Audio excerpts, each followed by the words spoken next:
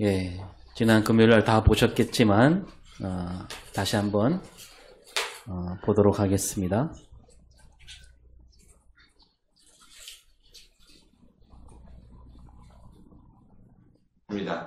국경을 동원하여 국회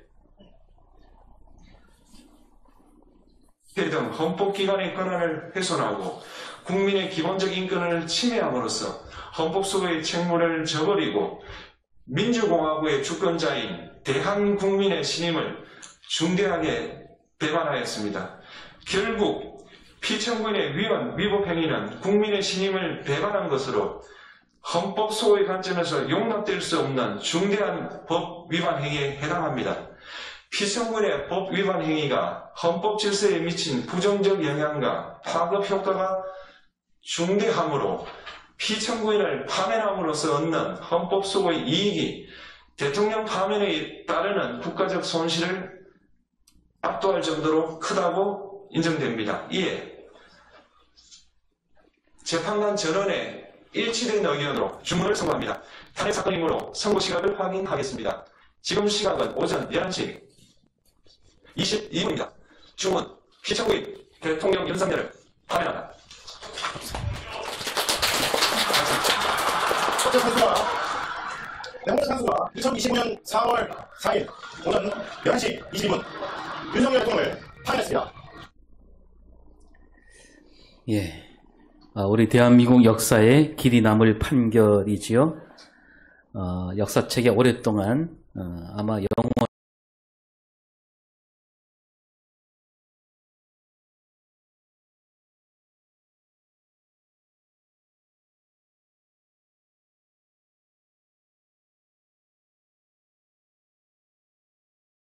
영원히 지워지지 않을 판결일 겁니다. 이로써 이제 우리에게 진짜 봄이 왔죠. 지난 목요일 4월 3일만 하더라도 4월이 되었건만 아침 저녁으로 서늘했습니다. 바람도 제법 세게 불었고요. 그래서 지붕 위에서 일하시는 분들 바람이 불어서 막 몹시 걱정스럽게 쳐다보기도 했고 또 잘 이렇게 붙이질 못해서 고생하셨는데 그렇게 불던 바람도 4월 4일 11시 22분 그때부터 잦아들었고 따뜻해졌습니다. 산과 들의 유채꽃은 더 샛노랗게 피었고 길가에 서 있는 벚꽃나무도 우리 앞에 성큼 다가왔습니다. 이제 우리는 이제 새로운 지도자를 기다리며 향긋한 봄날을 마음껏 즐기면 됩니다. 돌아보면 12월 3일부터 4월 3일 이 넉 달 동안 정말 힘든 날이지 않았습니까? 그야말로 아닌 밤중에 비상계엄령, 거기에다가 군인들과 경찰들이 총을 들고 국회의사당을 둘러싸고 있었고요. 방송 카메라가 버젓이 돌아가고 있는데도 거기에 헬기가 뜨고 장갑차가 들이닥치고 그때는 와 이거 큰일이구나 싶었습니다. 재빨리 달려온 시민들이 아니었으면 막을 수 있었을까요? 또 소식을 듣고 국회의사당 담을 넘어 의결정족수를 채운 국회의원들이 아니었으면 그들이 좀 늦었다면 어떻게 되었을까? 궂은 날씨로 헬기가 빨리 뜨지 못했기 망정이지 그 헬기들이 30분만 더 일찍 국회로 왔다면 또 우리는 어떻게 되었을까요? 계엄군이 되어 국회의사당으로 들어온 군인들이 명령을 따라 막 힘으로 밀어붙였다면 그랬다면 또 우리는 어떻게 되었을까요? 그래서 이것저것 여러 가지가 겹치고 겹쳐서 2시간 30분 만에 비상계엄령을 해제할 수 있었지요. 그리고 아침이 밝아왔고요. 그런데 우리 그 다음부터는 또 술술 잘 풀릴 줄 알았습니다. 죄를 지은 사람은 벌을 받으리라. 탄핵 소추안도 바로 통과되리라 했는데 또 그게 아니었지요. 다시 열흘을 기다려야 했고요. 그리고 겨우 탄핵 소추안은 200표를 겨우 넘겨 통과되고 또 탄핵 소추안이 통과됐으니까 이제는 정말로 척척 일이 이루어지겠구나 했는데 또 그것도 아니었습니다. 이 내란을 일으킨 세력들은 우리 생각보다 그 뿌리가 훨씬 깊었습니다. 국무총리를 비롯한 국무위원들, 군 수뇌부들, 검찰과 재판관들, 집권당 국회의원들 모두가 한 통속이 되어서 자기 자리를 지키려고 자기 입속을 챙기려고 목리를 부렸지요. 거기에다가 언론들도 하나둘씩 돌아선 것을 우리가 똑똑히 보았고, 그러니 그 골수 지지자들이 거기에 힘입어 더 모여들게 되었던 거죠. 이 헌법재판소 대심판장에서 심리 절차가 11차례 이어졌잖아요. 그 내란 우두머리와 그 졸개들이 거기서 억지를 부리는 것도 우리가 다 지켜보았지요. 그런데도 그들을 지지하는 숫자는 날로 늘어가기만 하고 갑갑한 날들이 이어졌고, 이 내란 우두머리 피자를 어렵게 겨우 가두었지만 또 엉터리 재판관과 검찰총장이 정말 너무도 쉽게 풀어주었고, 우리는 또다시 걱정과 걱정에 쌓여 잠 못 이루는 밤을 몇 날이고 보내야 했습니다. 이러다가 잘못되는 거 아닌가. 광야 한복판에서 길을 잃은 듯 우린 거친 바람에 시달려야 했고요. 끝없이 펼쳐진 사막 위에서 물을 찾아 헤매는 목마른 사슴처럼 우리 속이 타들어갔습니다. 그리고 또 4대4 기각이니 5대3이 되어서 판결을 못 내린다느니 그런 가짜 뉴스들이 소금이 되어서 상처난 우리 가슴을 휘젓는 날들이었습니다. 그렇게 넉 달을 힘겹게 우린 버텼고, 그토록 듣고 싶었던 말, 주문, 피청구인 대통령 윤석열을 파면한다. 그게 그렇게 어려웠을까요? 여러분, 1 더하기 1이 뭡니까? 2잖아요. 그 답을 듣기가, 그 답을 쓰기가 그렇게 어려웠을까? 정말 어려웠던 것 같아요. 1 더하기 1은 2인데 뭐 앞에 1과 뒤에 1이 크기가 다르다느니, 삐뚤어졌다느니, 뭐 이런 소리를 우리가 내내 들어야 했지요. 그러나 어쨌든 물은 위에서 아래로 흐르고 헌법을 어긴 사람은 최고 권력자라 하더라도 파면입니다. 오늘 읽은 말씀, 저는 한 절 한 절이 이 시국에 더 가슴에 와닿았는데요. 19절을 볼까요? 내가 새 일을 행하리니 이제 나타낼 것이라. 너희가 그것을 알지 못하겠느냐. 반드시 내가 광야의 길을, 사막의 강을 내리니. 예, 우리가 광야에 서 있는 것 같았고 목이 말라 했는데 하나님께서 우리에게 길을 내주셨고 강이 흐르도록 하셨습니다. 하나님께서 그 12월 3일 밤 국회로 달려간 시민들을 들어 쓰셨고요. 하나님이 국회의사당에 모인 국회의원들을 들어 쓰셨고, 군인들과 경찰들 그 마음을 하나님이 움직이셨다, 저는 믿습니다. 그리고 헌법재판관들이 흔들리지 않도록 하나님이 마음을 지켜주셨다. 하나님께서 우리 대한민국을 사랑하셔서 이대로 무너지지 않도록 붙잡아 주시지 않았는가. 거친 광야에서 길을 터주셨고 목마름에 지친 이 땅에 샘물을 다시 흐르게 하신 분, 그분이 하나님이다. 저는 그렇게 믿습니다. 저 옛날 이스라엘이 쓰러져 갈 때 그들에게 새 힘을 주셨던 그 하나님께서 오늘 우리 이 나라 이 땅에서도 하나님이 이렇게 새 일을 이루시는구나. 이스라엘 백성들은 자기들 역사가 하나님 손에 있다, 그렇게 굳게 믿는 사람들이죠. 출애굽, 사사시대, 또 왕이 다스리는 시대, 이 모든 역사가 바로 하나님 뜻 가운데 있다라고 믿고 그렇게 수천 년 살아왔습니다. 우리 한국교회도 이와 같은 믿음을 이어받을 수 있어야 되겠죠. 이 나라 이 땅에서 벌어지는 모든 일, 그 뒤에 하나님께서 함께 하심을 우리는 잊지 말아야 됩니다. 그래서 이러한 뜻에서 우리는 어떤 일을 해야 되느냐, 무슨 일을 해야 되느냐, 우리는 하나님을 믿는, 하나님을 섬기는 그리스도인으로서 다시는 그런 말도 안 되는 일이 생기지 않도록 우리가 힘써야 되는 거죠. 그 일을 위해서 우리가 하나님께 부름을 받은 겁니다. 여러분, 이번 일에 우리 한국교회 책임도 아주 큽니다.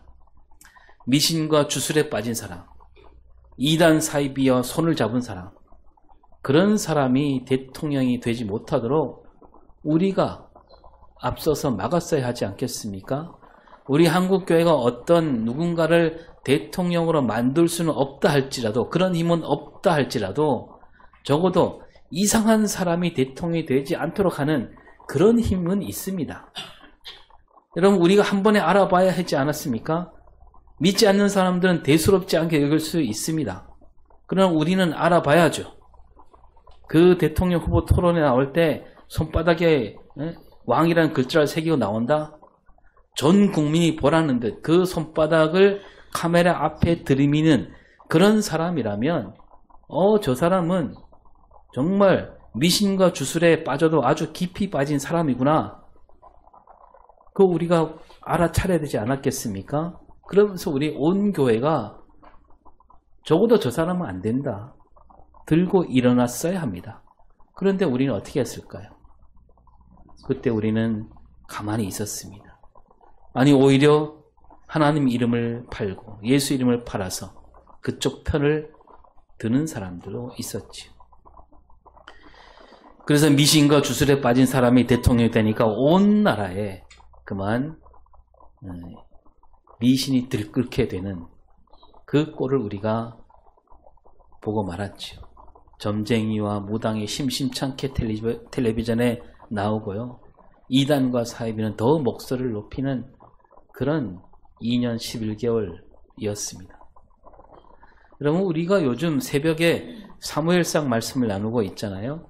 그 지난 주간에 나눴는데 사울이 사무엘에게 기름 부음을 받았다. 그 이야기를 살펴보았습니다. 우리가 잘 알듯 이 사울은 이스라엘 첫 번째 왕이었는데 그 끝은 참 보기가 흉했습니다. 처음에는 그래도 하나님 뜻을 잘 받드는 사람으로 보였습니다. 사무엘이 사울을 왕으로 삼으려는 그 뜻을 사울을 불러다가 얘기를 하자 사울이 그 말을 듣고 뭐라고 대답하느냐? 사무엘상 9장 21절을 볼까요?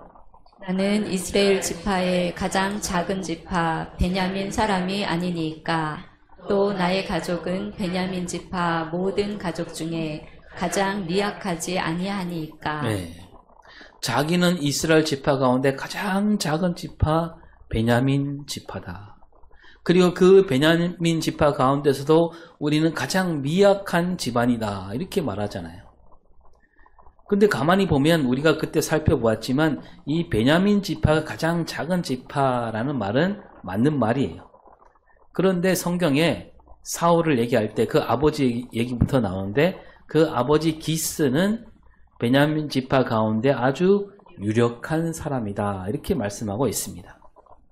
그러니까 베냐민 지파는 작은 지파지만 그래도 그 사울 집안은 그래도 이름이 난 집안이란 얘기지요. 가장 작은 집안은 아니에요. 그런데도 사울은 뭐라고 얘기하냐면 자기 집안을 가리켜 우리는 베냐민 지파 가운데서도 가장 미약하다라고 합니다. 그리고 여러분 또 사울은 얼마나 키가 큰지 그래서 제가 사울하고 별로 안 친한데 잘생겼고 뭐 덩치가 엄청 좋았습니다. 다른 사람 어깨 더 위라 그럽니다. 그런데 사울은요 자기를 낮출 줄 아는 사람이었습니다. 그런 사람이었는데 왕이 된 다음에 권력 맛을 알게 되었고 마침내 뭐까지 했냐면 제사장 자리까지 자기가 차지하고 말았지요. 그리고 신접한 여인을 가까이 합니다. 뭔가 비슷하지 않습니까? 그래서 사울 왕이 되어서 그 신접한 여인에게 뭐라고 얘기하냐면 술법을 한번 써봐라. 그러면서 뭐라고 하냐면 나를 위하여 술법을 쓰라 그럽니다. 왕인데. 왕이라면 뭐 술법을 쓰는 것 자체가 잘못이긴 해도 설사 그렇게 한다 치더라도 나를 위하여 그러면 안 되고 뭐라고 해야 됩니까? 이 나라를 위하여 해야죠. 미신에 빠지다 보니까 나라를 보기보다는 자기밖에 보이지 않는 거죠. 여러분, 우리는 하나님께 부름을 받은 사람들입니다. 이 나라, 이 땅을 우리는 하나님 뜻으로 일구어가야 할 사람들이지요. 그래서 우리가 두 눈을 부릅뜨고 이 나라, 이 땅이 잘못된 길로 가지 않도록 우리는 온 힘을 기울여야 했습니다. 그래서 손바닥에 왕이라는 글자를 쓴 사람, 그런 사람 그냥 두고 봐서는 안 되는 거였습니다. 그런데 우리는 왜 그냥 넘어갔을까요? 저는 그냥 넘어가지 않았던 거 아시죠? 네. 근데 제가 아무리 외쳐봐야 들리지는 않았습니다. 근데 우리 한국교회는 왜 그냥 넘어갔을까요? 그 큰 교회 목사님들은 왜 그냥 넘어갔을까요? 한국교회 교인들은 왜 그렇게 잠잠했을까요? 줄곧 말씀드렸지만 여러분, 우리 안에도, 우리 한국교회 안에도 그 미신과 주술이 자리 잡고 있기 때문입니다. 그게 그렇게 낯설어 보이지 않았던 겁니다. 이상해 보이지 않았던 거예요.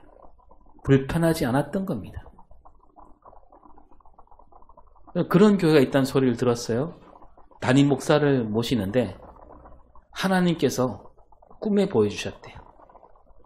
그 꿈에 어떤 옷을 입고, 뭐 키가 어느 정도고, 눈이 어떻고, 안경 쓰고 안 쓰고 하나님 보여주셨대.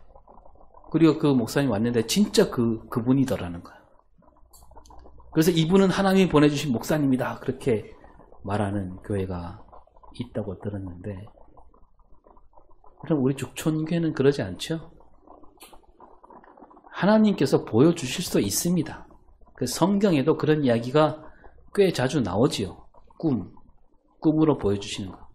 그러나 성경에 나오는 얘기는 성경 말씀이니까 수천 년 동안 그 말씀이 검증되고 또 그 말씀으로 많은 사람이 은혜를 받았고 그 말씀으로 교회가 세워졌고 그래서 우리는 그걸 그대로 받아들일 수 있는 겁니다.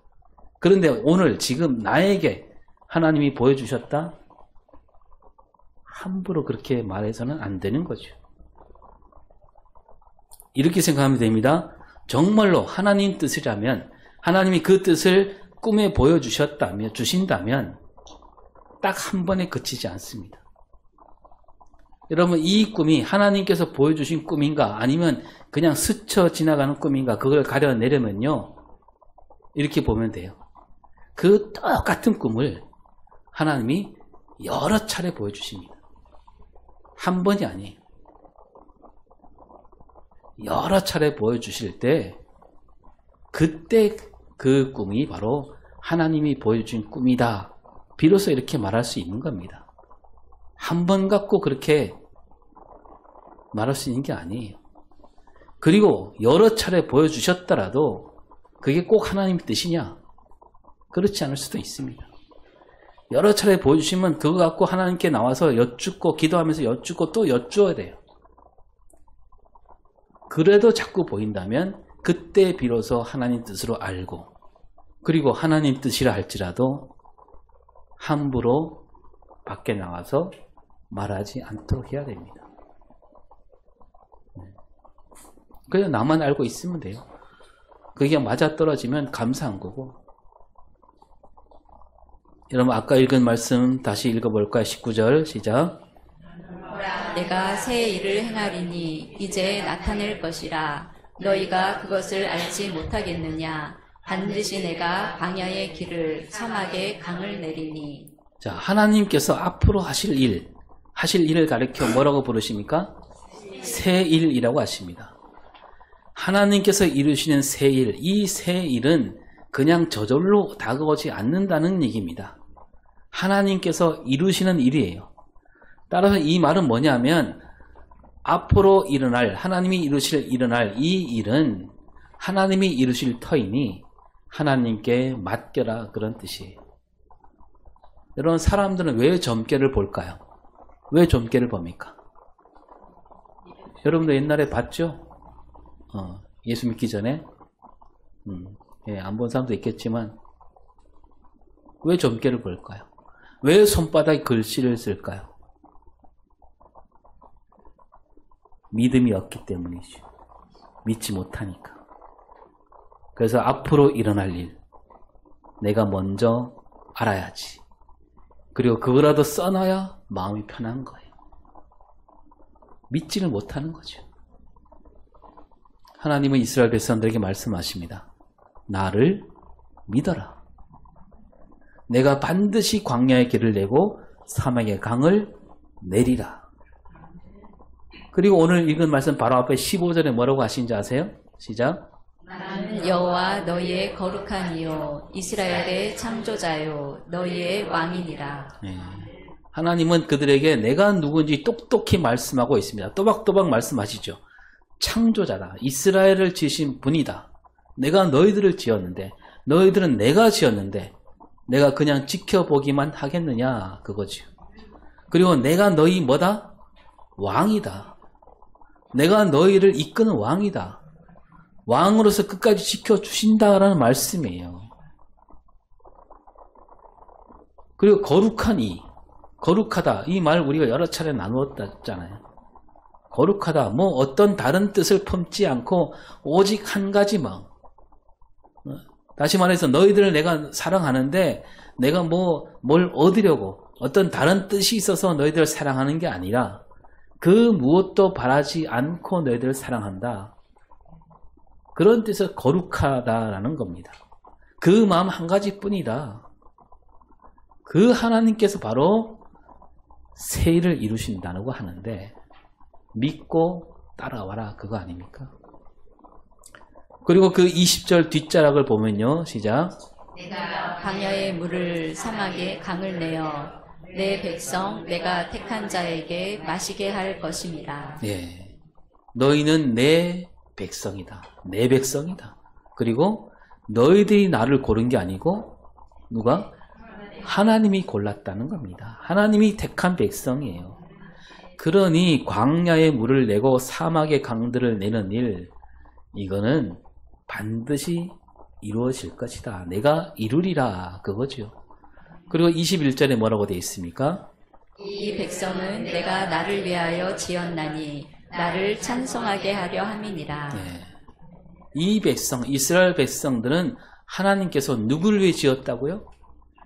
하나님을 위해 지은 거예요. 그러니까 이스라엘 백성들을 하나님 백성으로 삼으신 것은 뭐 어떤 다른 까닭이 있어서가 아니라 하나님이 하나님 자신을 위해 그들을 지으셨고 그들을 하나님 백성으로 삼으셨다. 그 무슨 얘기냐면 그 이스라엘 백성들로 하여금 하나님을 찬송하는 그날까지 그들을 끝까지 책임지시겠다. 그거죠. 이 백성은 내가 나를 위해 지었다. 이 말씀은 이스라엘 백성을 사랑하시되 하나님은 하나님 자신만큼 사랑하신다는 거예요. 그들이 곧 내 자신과 마찬가지다. 그겁니다. 이스라엘 백성들이 겪는 아픔은 곧 하나님의 아픔이 되는 거고 이스라엘 백성들이 다시 일어서는 것은 하나님이 일어서는 것과 마찬가지다. 그만큼 한 번 선택한 그 이스라엘을 하나님은 결코 버리지 않는 신실하신 분이다. 이런 뜻으로 말씀하고 있는 거죠. 무슨 까닭이 있어서 무슨 다른 뜻이 있어서 이스라엘 회복하고 구원한다는 것이 아니라 하나님은 그 이스라엘 백성들과 일심동체 하나다. 그러기에 나를 믿어라 그 말씀이죠. 바로 이 하나님께서 새 일을 이루신다고 하는데 이래도 믿지 않겠느냐. 하나님이 이루신 새 일은 우리 여러 가지로 볼 수가 있습니다. 먼저 이스라엘 민족을 새롭게 일으키신다. 또는 이스라엘을 들어서 이방 여러 나라를 비추는 빛으로 삼겠다. 그런 뜻도 있고요. 이게 신약으로 넘어오면 누구를 보내셔요? 예수 그리스도를 보내셔서 온 세상을 건지신다. 그런 새 일을 말하는 겁니다. 우리가 사순절을 보내고 있는데 하나님이 이루시는 새 일이란 곧 예수께서 십자가로 온 세상을 건지는 일, 그 새 일을 가리키고 있는 거죠. 그 이스라엘 백성들이 그걸 잘 믿지를 못하는 거예요. 고린도전서 1장 23절에 뭐라고 되어 있습니까? 우리는 십자가에 못 박힌 그리스도를 전하니 유대인에게는 거리끼는 것이요 이방인에게는 미련한 것이로되. 예. 유대인들은 십자가에 달리신 그리스도 그거 받아들이지 않아요. 왜냐하면 이방인들은 또 십자가를 어리석게 여깁니다. 왜냐하면 그들은 그런 믿음이 없기 때문에 그들은 하나님을 제대로 믿지 않습니다. 그들은 뭘 봐야 믿느냐? 유대인들은 표적을 봐야 믿는 거예요. 표적을 구해요. 이방인들은 눈에 보이고 손에 잡혀야만 믿습니다.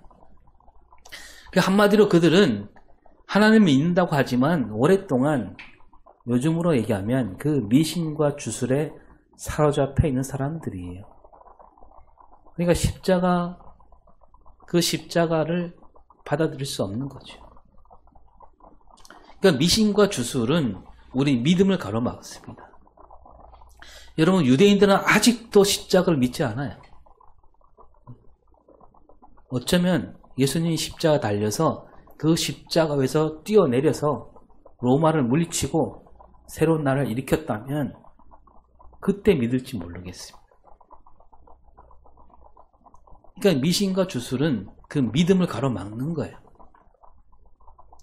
오늘 우리도 그러고 있지 않은가? 우리 이제라도 정신을 차리고 우리 안에 남아있는 그 미신과 주술을 하나하나 몰아내야 됩니다. 미신과 주술이 이 땅에 발을 붙이지 못하도록 온 힘을 기울여야 됩니다. 지금 온 나라가 그 물들어 있는 거예요.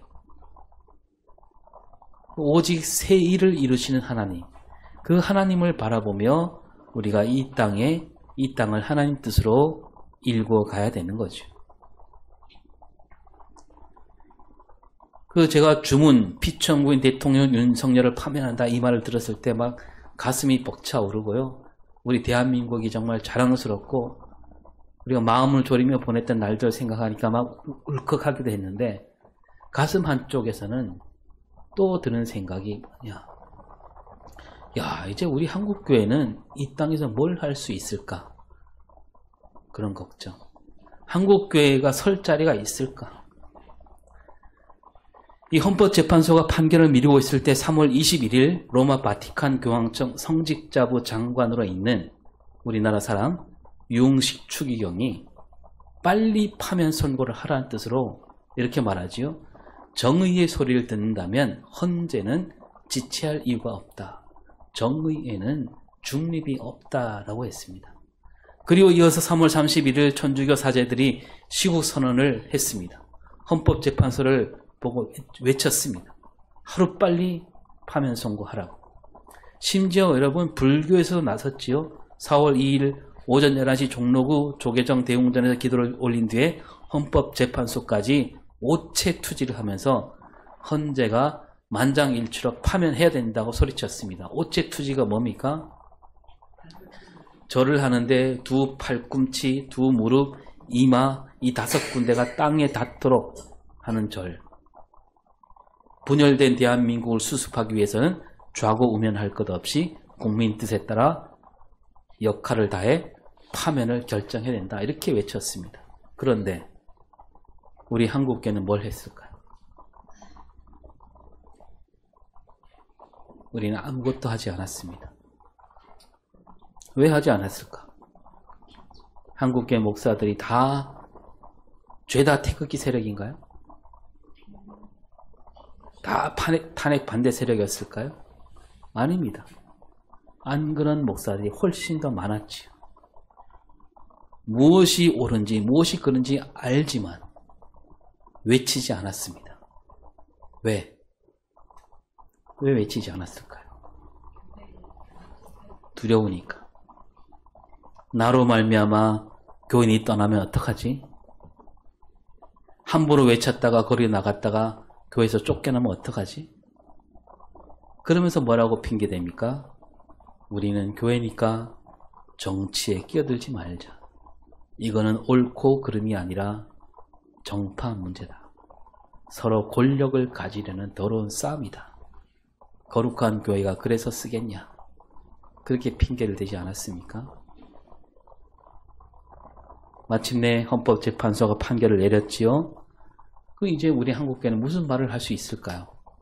이 시대와 역사 앞에서 우리가 설 자리가 어디일 것 같습니까? 여러분, 우리는 죄를 지은 거나 마찬가지예요. 대한민국 온 국민에게 죄를 지었고 하나님 앞에서도 죄를 지었습니다. 야고보서 4장 17절에 시작. 그러므로 사람이 선을 행할 줄 알고도 행하지 아니하면 죄니라. 하나님 뜻대로 살아야 함을 알고도 그렇게 살지 않는다면 그게 바로 죄다. 많은 그리스도인이 알고는 있었습니다. 그리고 하나님 뜻대로 살아야 한다. 하나님 뜻 안에 진리가 있다. 알고 있지만 아는 대로 살지 않지요. 나는 어쩔 수 없다. 그냥 아는 것만으로도 괜찮지 않은가? 그냥 믿기만 한, 머리로 믿는 것만으로도 괜찮다. 야고보는 그런 이들에게 다시 말합니다. 그게 죄다. 야고보서 2장 17절에 행함이 없는 믿음은 그 자체가 죽은 것이라. 머릿속으로 마음속으로 믿는 믿음은 죽은 믿음이고 그게 죄를 지는 일이나 마찬가지다. 어떤 나쁜 짓을 해야만 죄가 아니라 선한 일을 하지 않아도 그 죄가 된다는 거예요. 여러분, 우리 그 찬양 알죠? 가끔 부르잖아요. 그 선한 힘에 고요히 감사하여. 아시죠? 이 찬양 참 좋은 찬양이잖아요. 이 찬양 노래말을 지은 분이 독일 신학자이면서 목사인 디트리 보네포 목사님. 이번에 영화로도 나옵니다. 독일이 세계 전쟁을 일으키고 유대인들을 막 죽일 때 독일 교회와 목사들이 가만히 있었어요. 많은 사람이. 이때 보네포 목사가 말합니다. 버스를 탔는데 그 운전기사가 미쳤다면 어떻게 되느냐? 끌어내려야 되지 않느냐? 히틀러를 두고 한 말입니다. 그리고 히틀러 암살단을 만들어서 히틀러를 죽이려고 하다가 오히려 히틀러에게 잡혀서 목숨을 잃고 말았지요. 그 보네포 목사가 이렇게 말합니다. 악을 보고도 가만히 있다면 그 또한 악이다. 우리 한국교회가 새겨들어야 할 말입니다. 국가 권력을 함부로 휘둘러 온 나라를 해집으려 했던 대통령, 까딱했으면 수많은 사람의 목숨을 잃을 뻔했던 일인데 그냥 지켜보기만 한다. 그게 하나님 뜻일까요? 그 일에 대해서는 아무 말 하지 않고 그저 교회에 모여서 하나님 찬양합니다, 예배합니다 하면 하나님이 기뻐하시겠습니까? 우리는 태극기 집회도 나가지 않고 탄핵 반대도 하지 않았다. 우린 중립을 지켰다. 이렇게 말할 수 있겠습니까? 중립을 지킨 게 아니에요. 우리는 악을 보고도 가만히 있었고 가만히 있었기에 큰 죄를 저지른 거고. 여러 차례 말씀드렸지만 교회는 세상을 품고 있는 임산부와 같다라고 했습니다. 여러분, 임산부들은 어떻게 합니까? 커피 마십니까? 안 마셔요. 불량식품? 붕어빵이 말이 맛있어 보여도 잘 먹으려 하지 않습니다. 뭘 먹을 때마다 좋은 거, 영양가, 깨끗한 거 먹습니다. 나쁜 말도 하지 않습니다. 좋은 말, 예쁜 말만 하지요. 뱃속에 아이가 들을까 싶어서 좋은 음악만 듣습니다. 좋은 생각만 하려고 합니다. 뱃속에 아이가 잘못된다면 내 책임이다. 그런 마음가짐과 몸가짐으로 10개월을 보내잖아요. 이런 교회가 이 뱃속에 세상을 잉태하고 있는 겁니다. 세상이 잘못되었다면 누구 잘못입니까? 교회 잘못인 거죠. 저 괴물 같은 사람이 대통령이 되는데 누구 잘못인가? 우린 교회 잘못을 여겨야 되는 겁니다. 교회가 바로 서지 않았기에 그런 사람이 대통령이 될 수 있었고 저런 몹쓸 짓을 저지른 거죠. 우리 한국교회는 이번에 아무것도 하지 않았지만 하나님께서 일하셨습니다. 하나님이 새 일을 이루셨습니다. 앞으로도 하나님은 이 나라 이 땅에 새 일을 이루시리라. 이제 여기서 끝나는 것이 아니라 이게 시작이 되어서 하나님은 이 나라를 들어서 세계를 이끄는 큰 그림을 갖고 계시리라 믿습니다. 하나님께서 이루실 새 일이 무엇인지 우리가 이제 찾아볼 수 있어야 되겠죠. 주님께서 우리에게 남기신 십자가, 그 십자가 무엇인가? 그 십자가를 지는 일에 누구보다도 앞장서는 저와 여러분이 될 수 있기를 바랍니다. 기도하겠습니다. 하나님께서는 오늘도 새 일을 이루신다라고 말씀하셨습니다.